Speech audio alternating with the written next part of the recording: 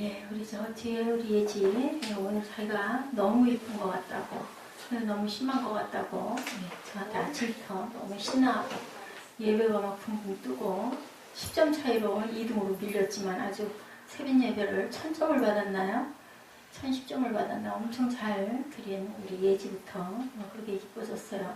은혜 받으면 더 이뻐지고, 오늘 민수기 말씀, 오늘 시편 묵상 23편 10절이 우리 예지가 은혜를 받은 9절이라고 해서 제가 시편 묵상을 바꿨습니다. 말씀이 우리 축복의 말씀이기도 해서 일단 우리 예지부터 할렐루야 샬롬 하고 우리 축복 더 이뻐지라고 샬롬 축복합니다. 할렐루야 샬롬 샬롬 샬롬 샬롬 샬롬 샬롬 샬롬 샬롬 샬롬. 자, 하나님께 크게 하나님 사랑합니다. 여러분 주 안에서 사랑합니다. 여러분들 이게 팔 이렇게 크게 펴가 이렇게 하면요 너무 시원해요. 그리고 그냥 이렇게 사랑합니다. 우리는 하나님 안에서는요 뭐 나이고 신분이고 그죠? 뭐 지위고 뭐 그런 거 없죠. 하나님 앞에는 우리가 얼마든지 아기가 될 수 있는 아까 그 말씀 우리는 절대로 굿바이는 없어요. 그죠? 시오레로. 왜냐하면 가신 모습 그대로 사도행전에 아까 증거하시죠. 오시리라고 말씀하셨고 이미 마지막 때는 시작이 됐어요. 예수님의 오심으로. 근데 가시면서 그랬잖아요. 너희들 기다리라고. 내가 간 모습 그대로 너희 자리를 예비하고 내가 다시 오겠다라고 그동안은 우리에게 시간을 주신 거예요.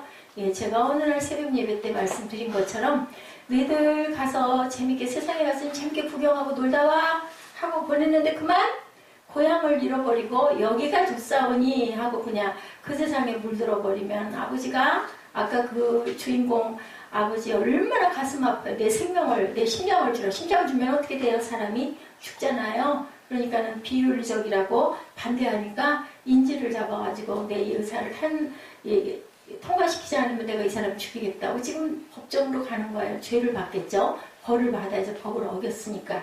그래도 아마 정상 참작이 돼서 그렇게 큰 죄로 물리지는 않을 거고 아들이 건강해져서 나와가지고 아빠 굿바이 하니까 아버지가 다시 얘기하죠. 아니라고. 처음에 아들이 얘기했던 그 얘기를 엄청 저는 저 영상을 의미있게 또 봐도 또 눈물이 날 만큼 눈시울이 뜨거워지는 그게 바로 우리 하나님의 마음이세요. 예수님의 마음이시고 가장 닮은 누구? 우리 엄마 아빠의 마음. 자식을 먼저 묻는 것처럼 기가 막히고 한이 되는 일이 없기 때문에 자식이 나를 묻어야지 내가 자식을 묻을 수 없다라는 적어도 부모면 그 정도 결심을 가지고 자식을 길러야 되지 않나. 하나님의 마음을 우리가 닮아야 되지 않나. 예배가 다른 게 없고요. 하나님 사랑에 다른 게 없죠. 내 이웃, 내 가장 가까운 남편, 아내, 그리고 자녀, 부모 그것을 깊이 사랑하고 생각하는 마음이 바로 예배다. 우리가 살고 있는 시대 그런데도 불구하고 세상에 이렇게 되리라 생각들 아무도 못했는데 우리 세빈 예배에서도 얘기했지만 세상이 너무너무 여러 가지 공해로 세상이 피폐해지고 또 사람들의 인정도 메말라지고 너무 왜 상처를 너무 많이 받다 보니까 막 나를 막 그냥 방어하죠. 그러다 보니까 남에게 내 마음도 열어주지 않고 보이지 않고 리더라는 것은 있을 수 없어요.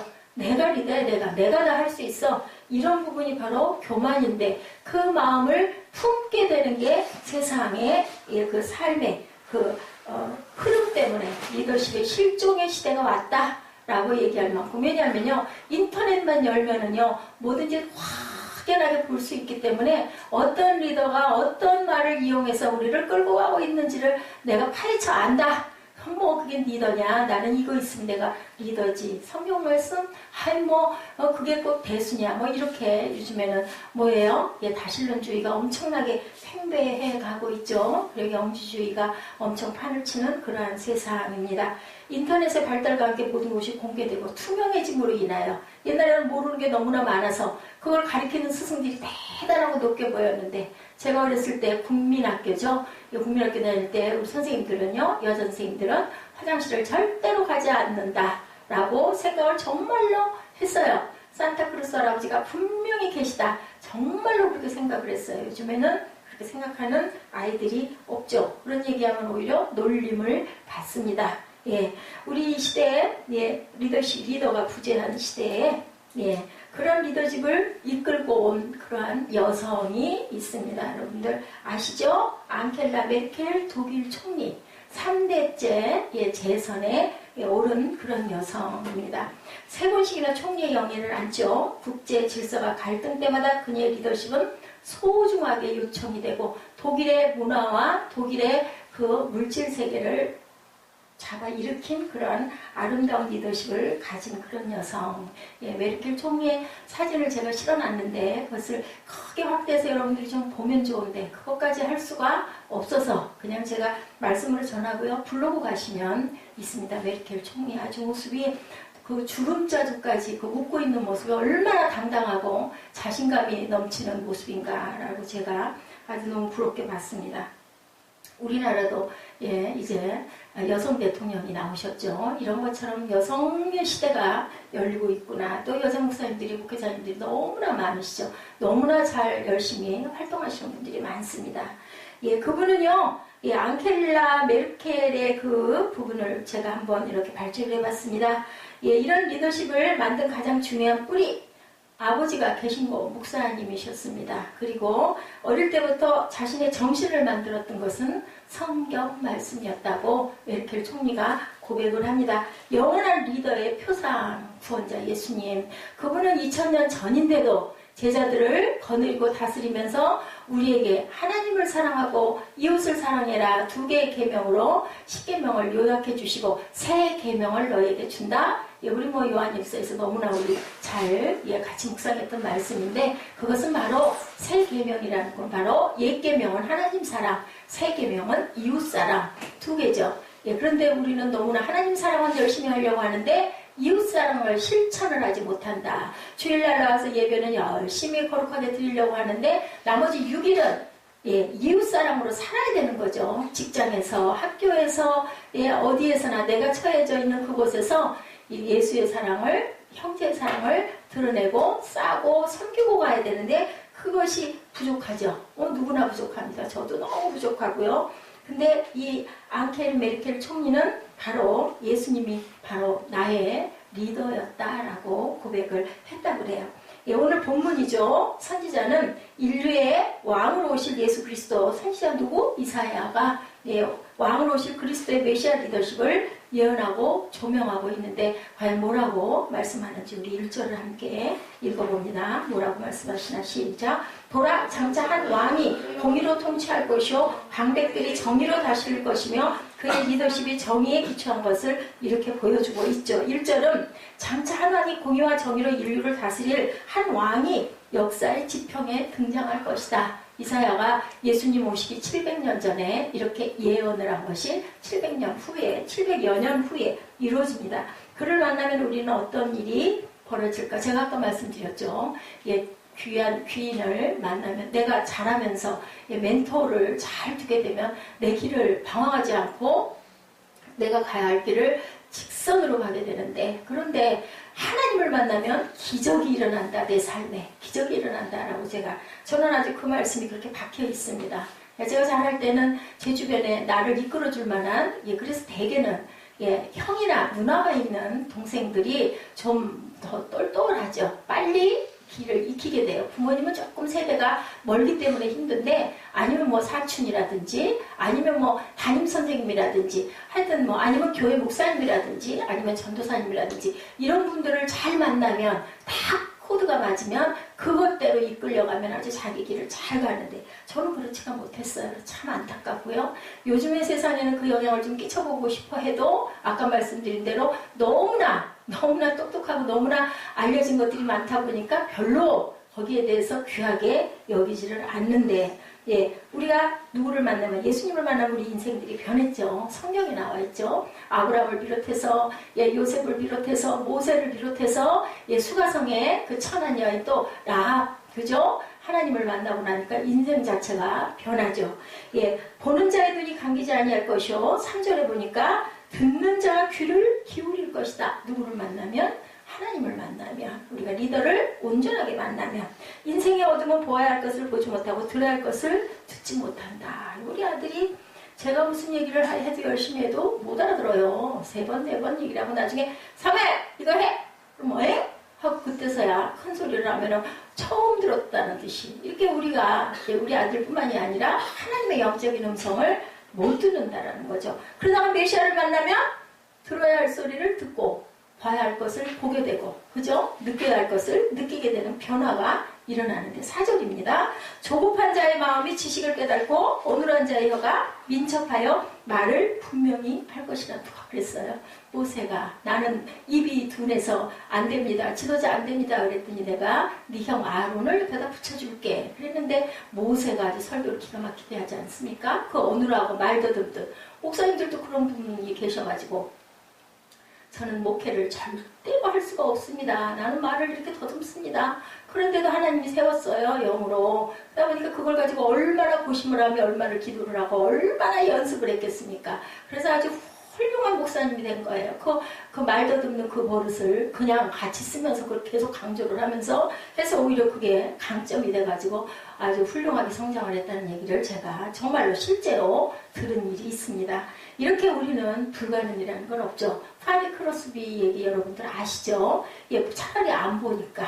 세상에 어떻다고요? 그 눈의 정욕 때문에, 안목의 정욕 때문에 우리를 유혹하는 게 많고 우리를 자꾸 그쪽으로 이끄는 게 많은데 저도 그래요. 바짝바짝한 이런 거 보면은 그 살 일 없어요. 근데도 가면 막 눈이 이렇게 가지 않습니까? 파니 크로스비가 그러죠. 나는 정말 눈을 이렇게 감게 하신 하나님께 감사하다. 멀쩡하게 났는데 수술하다가 그만 의사 선생님이 실수로 6개월짜리 갓난 아기가 눈을 실명하게 되죠. 그리고는 95세가 될 때까지 9,000곡이나 되는 많은 찬양 그 작사를 하게 됩니다.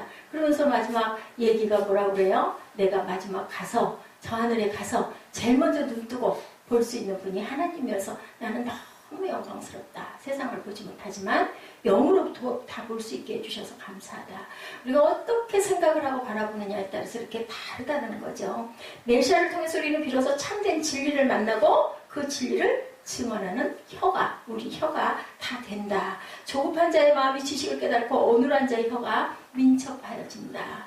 지혜의 말씀은 하나님의 영이 임해야 성령을 받아야 달고 오묘한 말씀이 되고 꿀송이 같은 그런 말씀이 되죠. 3절 4절에서 메시아가 우리의 눈과 귀를 열어주시고 메시아를 통해서 비로소 참된 지식을 만나고 우리의 혀는 참된 메시지를 증거하게 된다. 그렇다면 과연 이렇게 이사야가 예언한 메시아의 리더십, 왕중 왕인 예수의 리더십, 우리 독일 총리이신 앙켈리 메르켈의 이그젠플, 그죠? 표본, 왕중 왕이신 예수님의 리더십은 어떤 리더십인지 우리 한번 볼까요? 피난처 리더십. 하나님은 우리의 피난처가 되시고 우리 찬양 많이 하죠. 그런 것처럼 2절 우리 봅니다. 또 그 사람은 광풍을 피하는 곳, 폭우를 가리는 것 같을 것이며 마른 땅에 냇물 같을 것이며 곤비한 땅에 큰 바위 그늘 같으리니. 우리 손으로 살짝 덮으셔서 우리가 힘들고 어려울 때 그 모든 것들을 지나가게 해주시는 그러한 하나님. 우리가 찬송 많이 하죠. 본문 2절에서 우리가 기다리고 있는 그 사람, 장차 오실 메시아는 광풍과 폭우에서 우리가 피할 수 있는 피난처가 되어주시는 메시아는 이런 피난처 리더십을 우리에게 제공하고 계시다. 시편에도 엄청 많죠. 내가 너와 함께하리라. 내가 너의 그늘이 되어주리라. 나는 너의 반석이다. 나는 너의 방패다. 나는 너의 산성이다. 여기에 피해라. 내 날개 깃에 피해라 라고 말씀합니다. 우리가 살고 있는 이 시대에 과거에 예측하지 못한 광풍과 폭우가 몰아치는 세상이 되고 말았습니다. 문물이 발달하면, 그죠? 우리가 경제가 잘 사라지고 높아지면 참 편하고 좋을 것 같았잖아요. 그죠? 세상이 정말 잘 사는 옛날에요. 부엌이 어땠어요? 그냥 신을 신고 상을 들고 마루를 내려가서 부엌문을 열고 또 그렇게 푹 내려가는 데를 딛고 내려가서 상을 놓고 물은 우물에서 길어서 얼마나 겨울에 힘들었어요. 밥 한 번 하려면 아궁이에 그저 불을 떼면 막 그냥 끓은 거야. 연기가 나고 밥 한 번 해서 차려서 먹고 누군가가 늦게 밤중에라도 오면 그 사람 밥 주려면 다시 불 켜가지고 해야 되고 어떻게 살아요? 지금 상상해보면 죽을 일이었을 것 같은데 지금은 얼마나 편해요. 입시 부엌에 따뜻하고 뭐 문지방이 있기를 하나 방문에 턱이 있기를 하나 주방은 다 그죠? 싱크대 옆에 마련되어 있어서 뭐 상이 됐든 식탁이 됐든 다 있고 밥상 차려서 들고 날 일이 거의 특별한 일이 아닌 경우에는 없는데도 불구하고 오늘 왜 이렇게 바빠요? 너무너무 바빠요. 생각할 틈이 없이 바빠요. 그리고 더 삭막해졌어요. 우리 옛날에는 상상도 못할 일들이 너무 편하게 손에는 각자 그죠? 휴대전화가 뭐 바쁜 사람들은 2개, 3개도 갖고 있고 전화를 개인 전화를 2, 3개씩 옛날에는 동네에 하나씩 있어가지고 막 방송을 했잖아요. 누구 와서 전화 받으세요 하고 시골 같은 데는 그리고 막 확성기로 막 뉴스 전화가 울리고 그랬던 그 시절이 그저 불과 한 5, 60년 전에 있었던 그러한 그 시절이었는데 잘 살고 너무 편하고 각자 집에는 승용차가 보통 2대 이상 되죠. 개개인들 출퇴근할 때 있어야 되니까 보통 뭐 그저 신접살림하는 부부도 각자 직장에 다 나가다 보니 뭐 소형차든 어떻든 차들을 다 갖고 있고 너무 편리하게 되어 있는 이 세상인데 왜 이렇게 살기가 힘이 들까? 왜 우리는 상처가 더 많고 세계에서 자살률 1, 2위를 다투는 그런 나라가 되리라고 과거에 전혀 예측을 못했는데 얼마 전에 또 파리 테러 사건 여러분들 아시죠? 어때요? 그 미의 도시 파리가 테러 사건이 일어나가지고 아주 엉망이 된 그런 사건들 보여지죠. 미국이나 유럽으로 옛날에 그저 몇십 년 전에 이민이 또 굉장히 왜 거기 가면 잘 산다더라. 호주로 그죠? 유릴랜드로 얼마나 많이 갔어요. 이민 갈 때 직장을 기술을 가지고 있는 사람을 가장 반가워했다고 하죠. 이랬었는데 이제는요. 아무 소용이 없어요. 어느 곳을 가나 위험한 건 다 똑같다. 어디에 있으나. 성경이 가르치는 유일한 안전한 피난처는 바울의 표현에 의하면은 그리스도 안에 언크리스토입니다. 언크리스토. 이런 곳 에베소서 1장 우리 한번 찾아서 읽어봅니다. 에베소서 1장 3절부터 7절에 그리스도 안에 사무엘 에베소서 1장 3절에서 7절까지 우리 읽어보죠. 그리스도 안에 있대요. 그리스도 안에. 하나님은 어디? 그리스도 안에서 우리가 은혜로 성량과 죄사함을 받았다고 이렇게 말씀을 하셔요. 우리가 은혜로 성량을 받고 하나님은 그리스도 안에서 우리가 그의 영광을 찬송하게 하게 하셨다라고 말씀합니다. 에베소서 1장 3절에서 7절까지 우리 합독합니다. 시작. 그리스도 안에서 하늘에 속한 모든 신령한 복을 우리에게 주시되 4절. 창세전에 그리스도 안에서 우리를 택하사 우리로 사랑 안에서 그 앞에 거룩하고 흠이 없게 하시려고 5절. 그 기쁘신 뜻대로 우리를 예정하사 예수 그리스도로 말미암아 자기의 아들들이 되게 하셨으니 6절. 이는 그가 사랑하시는 자 안에서 우리에게 거저주시는 바 그의 은혜의 영광을 찬송하게 하려는 것이다. 7절. 우리는 그리스도 안에서 그의 은혜의 풍성함을 따라 그의 피로 말미암아 속량 곧 죄사함을 받았느니라. 우리 구약의 새벽 예배에서 우리 꿈동이들 너무 말을 잘 맞췄는데 뭐가 있었어요? 구약에는 뭐를 했어요? 예배 대신 제사. 뭘로? 무슨 피로? 짐승의 피로. 항상. 근데 그리스도가 한 번에 뭘로? 예수 그리스도의 피로 우리를 모든 죄를 속량하셨다. 여기 에베소서 1장 3절에서 7절까지 안자가 엄청 많이 나왔죠. 안에 그리스도로 말미암아도 그리스도 안에서죠. 5절에도 6절에도 안에 거저주시는 바 은혜의 영광이라고 이렇게 표현됩니다. 7절에 우리는 그리스도 안에서 은혜의 풍성함을 따라 피로 말미암아 속량 곧 죄사함을 받았다라고 이렇게 증거하고 있어요. 그리스도 안에 있음보다 더 복되고 안전한 피난처는 없다. 세상 어디를 가도 다 위험이 도사리고 있고 언제 어느 순간 우리가 마지막을 맞을지는 아무도 모른다. 나이가 많고 적고와 상관이 없다라고 하죠. 세계 제2차 대전 중 나치 독일이 전 유럽에 영향을 끼치면서 유태인 색출이 진행이 되죠. 거의 그저 100만 명이 죽지 않았나 싶어요. 60만 그 학살 사건들이 그렇게 일어나고 했으니 100만 이상 죽지 않았을까 싶습니다. 그때 네덜란드에 살고 있는 유태인들에게 아주 특별한 피난처가 있었다고 합니다. 1943년과 44년 2년에 걸쳐서 시계의 수리공이었던 신실한 크리스찬이었던 캐스터 템봄이라는 분이 자기 사랑하는 2딸 베시와 코리와 같이 살던 자신의 집, 앞은 가게고 뒤는 살림집이었어요. 근데 코리의 방 뒤에다가 칸을 막아가지고요 은밀한 밀실을 만들었다고 합니다. 그래가지고 이 유대인들을 잡으러 색출하러 다니니까 생명의 위협이죠. 한 6, 7명씩 그 방에 들어갈 수 있는 최대한의 숫자를 그 뒤에다가 감춰놓고 피난을 시키고 해가지고요. 예, 유대인들이 거의 한 2년 동안 800명의 유대인들이 목숨을 건질 수가 있는 그러한 일이 실제로 일어난 일이 있어요. 이 일은 위험하죠. 잘못 잡혔다가 하면 죽죠. 누가 밀고 했어요. 1944년에 2년여 만에 2월에 밀고를 해서 나치 강제 수용소에 온 가족이 다 끌려갔습니다. 테스덴봄 아버지와 배씨는 언니 배씨는 수용소에서 죽습니다. 죽고 여러분들 아마 이 얘기 들어보셨을 거예요. 코리덴봄 얘기 여러분들 들어보셨죠? 이름. 코리는 수용소에서 사람들에게 복음을 전하다가 다행히 1945년 해방과 함께 나이 53세에 석방이 됩니다. 자신의 나이 91세 생일날까지 전 세계 60개국을 다니면서 하나님의 사랑의 복음을 전하는 복음 전도자가 됩니다. 간증의 제목이요. 예수님이 나의 피난처였다. 항상 간증의 제목은 같은 얘기였어요. 예수님이 나의 피난처가 되십니다. He's my hiding place 였어요. Jesus Christ is my hiding place 였겠죠. 자신의 방주의 밀실, 그것이 자신의 피난처였지만요. 또한 라벤슨 불꽃 수용소 감방도 나에게는 피난처였다. 왜? 나에게는 항상 하나님이 함께 계셨기 때문에 어느 곳이든지 나에게는 피난처였다. 인 거죠. 그리스도 안에 그리스도이신 예수님이 누구와 함께, 코리와 함께 늘 계셨기 때문에 어느 곳이든지. 우리 그 찬송 생각 안 나세요?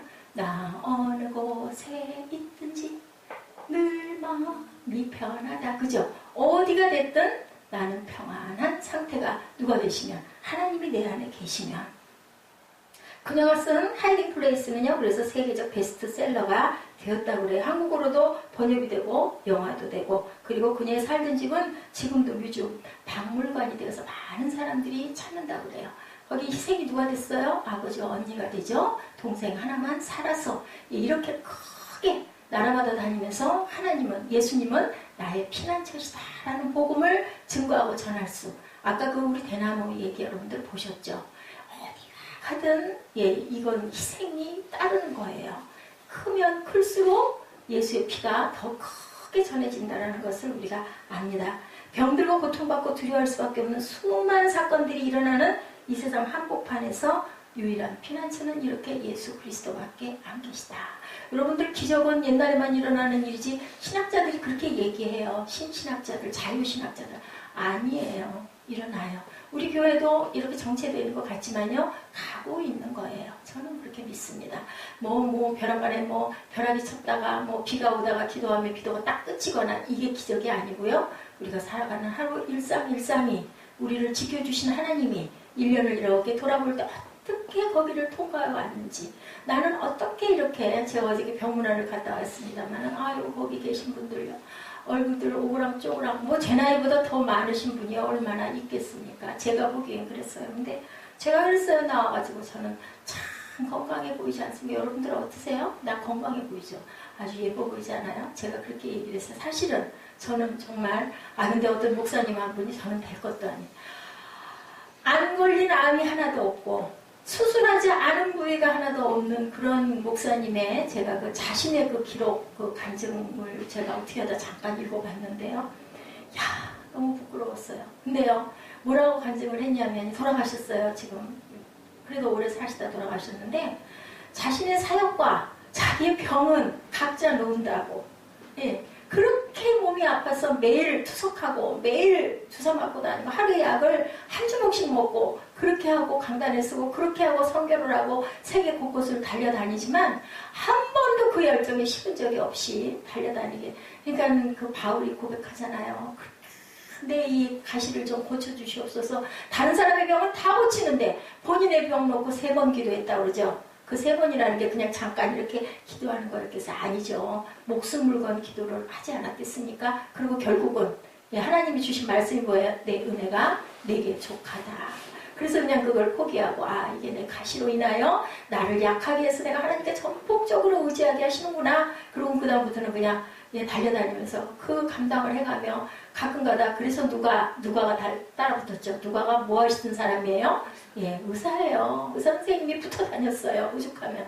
말에는 뭐 간질이었다는 얘기가 있죠. 그러니 여러분들 상상해보세요. 말씀 전하다 설교하다가 아시죠? 간질이 어떠니 막 그러고 뒹굴고 하면 그 모습 보면 사람들이 다 도망갈 것 같은데 그렇게 사역을 한 바울 생각이 제가 났습니다. 아, 그 목사님 그렇게 엄청나 그 정도이신 줄은 저는 몰랐어요. 알기는 알았지만 안 알아본 병이 하나도 없었대요. 그래도 연세가 7순이 가깝게 사역 한 20여 년 이상 하시다가 정말 세계적으로 하늘의 나라를 엄청 세계적으로 선교로 모든 자기 교회 들어오는 모든 것들을 다 선교로 쏟아붓고 근데 또 많은 아주 훌륭하신 목사님들 다 만나게 하셨더라고요. 하나님이. 그리고 정말 폐병으로 쓰러지게 생겨서 교회를 이제는 더 이상 목회를 할 수가 없고 설교를 할 수 없어서 울면서 기도했더니 성령이 내려놔라. 내려놓으면 또 하나님이 너에게 크게 너에게 또한 축복을 해주시지 않겠니? 이런 말씀이 있으셔서 내려놨더니 오히려 그걸 통해서 더 큰 사역을 하게 해주셨다는 그런 간증을 제가 읽었습니다. 여러분들 우리 힘으로 가는 것은 어디에도 없어요. 그래서 저는 그냥 그렇게 생각해요. 우리 힘으로 갈 수 있는 것은 우리가 생각할 때는 내가 이렇게 노력하고 내가 이렇게 열심히 하면은 이게 되지인데요. 아니요. 안 되는 일이 있더라고요. 되는 일보다 안 되는 일이 더 많더라는 거죠. 이 땅에 그 왕의 오심을 기념하는 성탄절이 이제 오늘 며칠이에요? 오늘 13일이죠. 그러면 한 12일, 1주, 지금 3주째예요. 대림 3주. 다음 주가 4주가 되죠. 그리고 며칠 있으면 성탄절. 제가 바뀌었어요. 옛날에는 성탄절에 금요일이 끼었으면 낮에 성탄 예배 드리고 밤에는 철야하고 당연히 정확하게 해야지였는데요. 아유. 기쁘다 구주 오신 날 우리도 기뻐하고 그죠? 예배 드리고 종합으로 연합으로 함께 예배 드리고 다들 편하게 좋은 곳 가고 싶은 사람들은 좋은 곳 가고 만나고 싶은 사람 있으면 만나고 자연을 보고 싶은 사람은 자연 보고 방에서 방콕하고 실컷 자고 싶은 사람은 밤에 처리하느라고 일찍 못 주무셨으니까 6시부터 그냥 내일 아침 6시까지 8시까지 그냥 자도록 선물을 저도 드려야 되겠다. 뭐 제 생각을 한 건 하나도 아닙니다. 유일한 피난처는 이렇게 예수 그리스도. 예수 그리스도이라서 우리가 고난을 받는 것 같아요. 왜냐하면 예배가 너무 좀 쉬고 싶은데 못 쉬기도 하고 섬겨야 되는데 그 과정에서 너무너무 힘이 들고 그렇지만 그것은 아까 그 대나무처럼 하나님께서 우리에게 유익을 주시려고 그 끝자락에서 아까 제가 우리 주보의 그 묵상 여러분들에게 읽어드렸죠? 거기 뭐라 그래요? 위기가 기회로 변하는 것이 벼랑 끝이다. 우리 벼랑 끝에 가면 어때요? 너무너무 무섭고 두렵고 떨리고 나 이러면 죽어 이제 끝이야. 절망이죠? 깜깜하죠? 근데 거기서 오히려 하나님을 만나면 그것으로 인하여 우리가 어떻게 된다? 기적을 체험하고 새로운 사람으로 탄생이 되는 축복의 장소와 벼랑 끝이 된다. 여러분들 환경이 열악하다고 내가 가진 게 너무 없다고 내가 너무 머리가 나쁘다고 나는 또 이쁘지가 않다고 나는 키가 작다고 절대로 걱정하실 일이 없어요. 저는 기억나요. 옛날에 그 콜롬보 형사 그죠? 여러분들 아시는 분은 아실 텐데 키가 얼마나 작게요. 아주 뭐 영화 배우 응시를 했다가 수십 번 떨어진 분이에요. 근데 나중에는 그 키 작은 것 때문에 바바리 코트 깃을 세우고 이상한 말투로 하면서 아주 세계적인 유명한 배우가 됐어요. 그걸 극복하면 아까 제가 말 더듬던 그 목사님 얘기했죠? 그것이 오히려 장점이 돼가지고 또 노력을 더 많이 해가지고 근데 환경이 나쁘면 나쁠수록 그것을 한탄하고 앉아있으면 아무것도 되는 일이 없죠. 그걸 뚫고 나가시는 저와 여러분 되시기를 주님의 이름으로 축복합니다. 병들고 고통받고 두려워할 수밖에 없는 수많은 사건들이 이 세상에서 일어나는 그 한복판에 우리가 유일하게 의지할 분은 피난처이신 예수님밖에 안 계시다. 두 번째 부활의 리더십. 뭐 뻔하죠. 당연하죠. 부활의 리더십을 갖고 있습니다. 2절에 마른 땅에 샘물 같을 것이다. 우리 새벽 예배에도 그 말씀을 저희가 우리 함께 같이 나눴는데요. 2절도 다시 한번 반복합니다. 그 사람은 광풍을 피하는 곳, 폭우를 가리는 곳 같을 것이며 마른 땅에 냇물 같을 것이며 곤배한 땅에 큰 바위 그늘 같으리니. 야 희성아, 그런 물이 무슨 물? 생명수, 생수, 그지? 그 사막에는 없죠. 근데 그걸 하나 만나면 사막 가다가 죽을 기회에 만나면 어떻게 돼? 그 물샘을 만나면 살죠. 그곳에 식물이 있으니까 또 거기에 큰 나무가 있으면 그늘이 지니까 열대라서 50도씩 올라가는데 얼마나 그늘이 시원하겠어. 그래서 그걸 찾아 헤매는데 그분이 누구? 예수 그리스도시다. 그래서 부활의 리더십이라는 거예요. 예, 금년 한 해 이 땅에도 가뭄이 왔었어요. 비가 오니 어때요? 다 그냥 풀잎들이 소생을 하지 않습니까? 이게 바로 생수예요. 생수. 어떤 물도 흉내낼 수 있는 물은 아무것도 없어요. 하늘에서 오는 비처럼, 하나님이 주시는 비처럼 정말 단 물은 없다라는 것. 그래서 메시아 리더십을 마른 땅의 샘물 같을 것이라고 본문 2절에서는 이렇게 표현합니다. 우리가 사는 이 시대는 강풍과 폭우의 시대, 그죠? 지진과 쓰나미 이런 것들을 한번 쓸어버리면 수십 층 빌딩도 뭐 순식간에 다 날아가 버리지 않습니까? 요한복음 메시아가 되신 예수는 종종 목마른 인생의 생수를 공급하신다고. 우리 아까 제가 윤영부 희정이한테 물어봤는데요. 요한복음 4장 10절하고 14절 말씀 우리 함께 합독합니다. 네, 찾으신 분은 함께 읽으시고 아니신 분은 들으셔도 됩니다. 요한복음 4장 10절하고 14절입니다. 어떤 증거를 하고 계신지 잘 아시는 구절인데요. 예수께서 대답하여 이르시되 내가 만일 하나님의 선물과 내게 물 좀 달라는 이가 누구인 줄 알았더라면 내가 그에게 구하였을 것이고 그가 생수를 내게 주었으리라. 해석하면 재밌어요. 내가 너 뭐 물을 달라고 했지만 물을 달라고 한 내가 누군지 네가 알았더라면 네가 나보고 물 달라고 했을 것인데 너는 그것을 아느냐.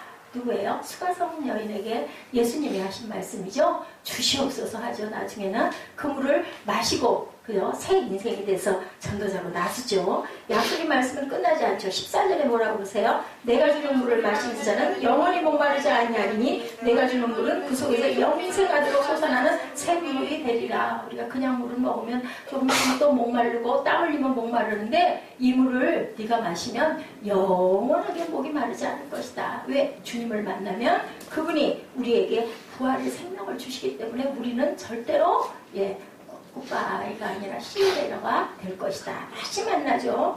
그리고 요한복음 7장 38절에도 나를 믿는 자는 여러분들 아시죠? 성경의 이름과 같이 그 배에서 생수의 강이 흘러나오리라 말씀하죠. 이제는 샘물 정도가 아니라 생수의 강이 흘러나올 것이다. 39절에 이는 그를 믿는 자들이 받을 성령을 가리켜 하신 말씀이다. 요한복음 10장 10절에는 도둑이 오는 것은 도둑질하고 죽이고 멸망시키려는 것뿐이요 내가 온 것은 양으로 뭐를 얻고 생명을 얻게 하고 풍성히 얻게 하려는 것이다. 내가 이 땅에서 생존만 가까스로 하도록 하는 분이 아니시고 풍성하게 충만하게 주신다라는 게 그냥 안 주세요. 예수님은 조금 그래 요만큼만 먹어 요만큼 아니죠. 풍성하게 충만하게 내가 잠겨서 뭐하도록 헤엄치도록 그렇게 주시는 예수님 하나님이시라는 거죠. 혹시 마음이 산산조각으로 깨어지고 흐트러진 그런 나라 보셨습니까? 하는 고백을 하셨던 미국 에머리 대학 총장 W.A. 캔들러 박사가요.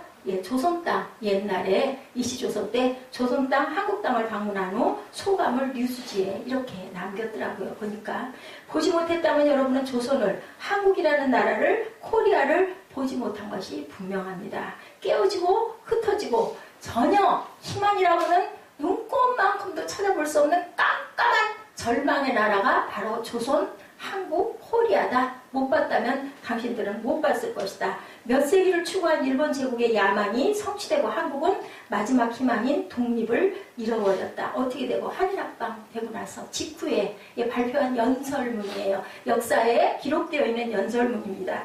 이 모습이 어때요? 몇 세기를 추구한 일본이 야망을 성취를 한 거예요. 우리를 집어삼켰죠. 한일합방으로 자기 나라화 하려고 언어도 국민학교에서 언어도 일본어를 쓰지 않으면 빨간 그 벌점을 이렇게 줘요. 그래서 몇 개 되면 학교 못 나가고 퇴학되고 막 그저 끌어가고 막 이렇게. 그래서 저희 어머니 때 계신 분들은 저 일본어들을 다 잘하셨어요. 그래서 엄청 어렸을 때 부러웠던 거. 아버지 어머니가 일본말을 하면 나는 못 알아들어요. 옆에서. 그럼 비밀말 하려면 둘이서 일본말을 하시는데 아버지는 말씀을 잘 못하시고 어머니는 말씀을 엄청 잘하셔요. 아버지는 가까스로 알아들어. 그냥 고개만 끄덕끄덕 이제 이런 정도. 그렇게 일본어를 가르쳤다 그래요. 문명 퇴치 운동을 이제 얼마 이후부터 깜깜했던 나라가 어떻게 됐어요? 우리나라가. 조선, 대한민국이라는 나라가 어땠어요? 갑자기 어느 날 뭐가 일어났어요? 세계운동이 일어났죠. 그죠? 그 세격종이 울렸네 여러분들 아세요? 그 농민운동한 그 장모님 한 분이 일으킨 운동이에요. 그것을 누가 하셨다가 박정희 대통령이 거기 가셨다가 거기 그분을 보시고 감동을 받아가지고 그것을 일으키기 시작을 한 거죠. 문명 퇴치 운동을 시작합니다. 농촌 개량 운동, 뭐 지붕 개량하고 집 다시 붙이고 그게 일어나죠. 그리고 또한 독립운동이 일어나죠. 이 땅에 예수의 복음이 받아들여지죠. 마른 땅에 생수의 강이 흐르기 시작한 거. 누가 들어오므로? 예수가 들어오므로. 황무한 이 땅 민중들의 영혼이 살아나기 시작하고 부활의 예수가 이 땅을 살려내기 시작한 사건. 그리고 나서 그때 열심히 불렀던 찬송, 부흥회가 엄청 많았어요. 그 옛날에는 580장 삼천리반도 금수강산 하나님 주신 동산. 이 찬송은요, 안 믿는 사람도 다 불렀어요. 모르는 사람이 없었어요. 이 동산에 할 일 많아 사방의 일꾼을 부르네. 곧 일어나 일 가려고 군우가 대답을 할까 바빠서 일하러 가세. 일하러 가. 삼천리 강산이 하나님 명령 받았으니 반도 광산에 반도잖아요. 반도이고 그리고 남북이 또 그 이후에 나누긴 했지만 절망에 빠진 사람들의 고백 아니에요. 깨어난 거죠. 그냥 그렇게 땅치고 통곡하고 한탄하고 있었으면 그것을 끝났을 건데 깨어서 일어난 거죠. 그러고 나서 뭐 했어요? 평양 대부흥이 일어난 거예요. 평양에서부터. 그러고 나서 그 이후에 3.1운동이 일어난 거예요. 유관순 열사의 아버지가 그 집안이 기독교 집안이었죠. 유관순 열사 금식했다고 그러죠. 3일 동안 동생의 증언이에요. 먼 산 들여다보고 바위 위에 걸터 앉아가지고 뭔가 결연한 마음의 그 뜻을 모으더니 나와가지고 태극기 들고 아무것도 지니지 않던 채 그 한복, 조선 한복 입고 그 태극기 흔들면서 나간 그 운동이 실패했다고 그러죠. 실패함으로 인하여 뭐가 드러나요? 세계에 알려지게 된 거예요. 그래서 유엔에서 알게 되죠. 누가 노력해서 선교사들이 계속 편지 쓴 거예요. 이 나라 살려달라고. 그래서 내가 더 인천 상륙작전이 일어나게 된 거고 부산만 그저 밀려났으면 완전히 여기는 빨간 나라가 될 뻔했는데 메가더 장군 인천 상륙으로 인하여 나라가 건져지게 되고 물론 38선이 생기긴 했지만 누구의 힘? 부활의 하나님의 힘으로 우리나라가 살게 된 거죠. 복음의 주인이신 예수님, 죽음에서 부활하신 예수님, 죽은 자를 살리시고 죽은 민족도 살리는 부활의 리더십이었다라는 결론입니다. 우리가 이렇게 잘 살게 된 거 하나님 은혜예요. 세 번째로는 안식의 리더십. 아까 평화로다. 제가 오늘은 찬양을 그냥 쭉 이어서 들으면 너무 좋지 않아요? 예배 전에도 듣고 우리 처음에 그 초입에 들어갈 때도 그냥 그렇게 찬양을 제가 짜각보는 거하고는 그냥 다르게 그냥 했습니다. 그렇게 하고 싶어서 또 너무 가라앉을까봐 그 찬양과 경배에서는 제가 또 좀 신나는 찬양들을 틀어드렸지만 우리 꿈동이들이 있기 때문에 안식의 리더십 이사야 선지자는 오실 메시아 그분이 어디요? 곤비한 땅에 큰 바위 그늘 같은 분이다. 진정 곤비한 인생의 안식이 될 것이 누구시다? 하느님이시다. 예수 그리스도시다. 라고 이렇게 증거합니다. 안전 만인 피난처만을 약속하신 분이 아니고요. 안식을 약속합니다. 안전하고 안식은 다르죠, 여러분들. 안전한 곳이야 이쪽으로 와 인거와 안식을 하는 건 다릅니다. 안전한 곳은 세상에 어디에도 없다. 하나님 날개 아래밖에 없다 인 거예요. 그런데 그 안식을 우리에게 주시겠다. 사막에서는 나무 한 그루도 찾기가 힘들죠. 그때 큰 바위를 만나는 기적이죠. 바위 그늘이 더 시원하거든요. 나무 그늘보다. 그런 것처럼 큰 나무 그늘보다 더 시원한데 마태복음 11장 28절에 보니까 수고하고 무거운 짐진 자들아 다 내게로 오라 내가 너를 쉬게 하겠다라고 큰 바위 하나님께서 이렇게 말씀을 하고 계세요. 참으로 예수님을 만난 모든 인생들은 세상에 제공할 수 없었던 참된 안식을 만나게 된다. 수고한 그 짐 다 여기 내려놔. 내가 너희를 쉬게 해줄게. 그런데 다들 머리에다 짊어지고 등에다 지고 아이고 죄송해서 제가 올라탄 것도 어딘데 이것까지 내려놓을까요? 할머니 얘기 여러분들 아시죠? 그게 바로 누구다? 저와 여러분이라고. 정말 어리석지 않아요? 어차피 신세 지면서 뻣뻣하게 내려놔야 되잖아요. 마음을 푸근하게 풀어야 되잖아요. 저도 그게 잘 안 돼요. 어깨에 힘이 가가지고 뭐 좀 불편한 자리가 있거나 누구에게 조금 덕을 좀 이렇게 바꿔라 그러면 마음이 불편해서 그냥 긴장해서 고추 서 있어요. 나중에 보면 내가 왜 이랬을까? 어깨를 좀 이렇게 푹 내릴 걸. 항상 그래서 어깨가 많이 아파요. 근데 우리는 마음을 내려놔야 된다. 쉬운 얘기로 자유해져야 된다는 겁니다. 그분 예수께서는 우리 인생이 지고 가는 인생의 죄 문제를 스스로 감당하시고 우리가 받을 심판과 저주도 그분이 다 받으셨기 때문에 우리는 이제는 마음을 편안하게 내려놓고 안식해라. 어거스틴 참회록에서 내 마음이 주님 안에 쉬기까지는 참 안식이 없었다. 예수님의 리더십, 안식의 리더십. 그를 만난 사람마다 이제는 방황이 그칠 수 있는 리더십, 안식의 리더십이다. 예수님은 우리의 왕이신 분, 개인들에게만 안식을 약속하신 분이 아니라 한 민족 어둠에 사는 땅에도 이런 안식, 제가 아까 말씀드린 것처럼 을사보호조약이 있고 나서의 그 역사, 그것이 바로 우리 나라의 역사예요. 그것이 그 뒤안길에 여러분들 아시죠? 3.1운동한 그 분들의 3분의 2가 크리스찬들이었다라는 것. 그렇게 독립운동을 하고 피를 뿌리고 피를 바르고 그래서 이 땅이 이렇게 아름다운 땅이 되었는데 이 모든 것은 어디서? 하늘의 안식. 제가 중고등학교 때 참 잘 불렀던 찬송이에요. 하늘 가는 밝은 길이 내 앞에 있으니. 이게 아주 민족의 찬송으로 불려졌다고 합니다. 지금은 장례식장에서 많이 부른다고 하네요. 근데 저는 이 찬양을 굉장히 좋아했어요. 왜냐면요, 가곡 중에 애니롤이라는 가곡이 있어요. 하늘 가는, 그 이제 가사는 다르지만, 저는 그 가곡을 좋아했기 때문에 곡이 똑같아요. 하늘 가는 밝은 길이 내 앞에 있으니 슬픈 일을 많이 보고 늘 고생하여도 그죠? 예수 보혈 외로운 피 얻은 영광 다 거두니 예수 보혈 의지하여 내가 항상 이 길이라 라는 그런 내 쉴 곳이 여기 있다. 나는 부족하다 영접하실 터니 영광 나라에 계신 그 바로 우리 구주시로다. 항상 빛을 보도다. 누구 공로 의지에서? 예수 공로 의지에서. 제가 전에도 언젠가 말씀드렸죠. 이 찬송을 그 찬송가 경연대가 있다고 써붙인 장로교 벼랑간에 길 지나가다 말고 들어가가지고 제가 참 당돌했던 것 같아요. 그런 부분은. 이거 해가지고 바로 그냥 그 자리에 처음 들어가가지고 1등 했잖아요. 그래서 상으로 뭔가를 받았어요. 근데 그 상은 기억이 안 나고 이 찬송은 기억이 납니다. 우리 임금, 우리 왕, 우리 예수 그 품에 안기신 안식. 우리 민족은 그분의 품 아래서 안식하고 그래서 세계 선교 2위 국가죠. 미국 다음으로 우리나라가 선교사들이 가장 많이 나가 있는 나라인데요. 이보다 더 많이 해야 되겠죠. 하늘이 내린 안식, 우리는 주 안에서 부활의 리더십 그리고 피난처 리더십 또한 우리 안식의 리더십을 통해서 어디 밖에 하나님 품 밖에는 우리가 쉴 곳이 없다라는 것. 거기에서 생수의 강을 만나셔서 변화되고 마른 땅의 생수로 우리가 영원한 생명을 가지시는 저와 여러분 되시기를 주님의 이름으로 축복합니다. 네, 우리 찬양하시고 결단하시고 축복 예배를 마치도록 합니다.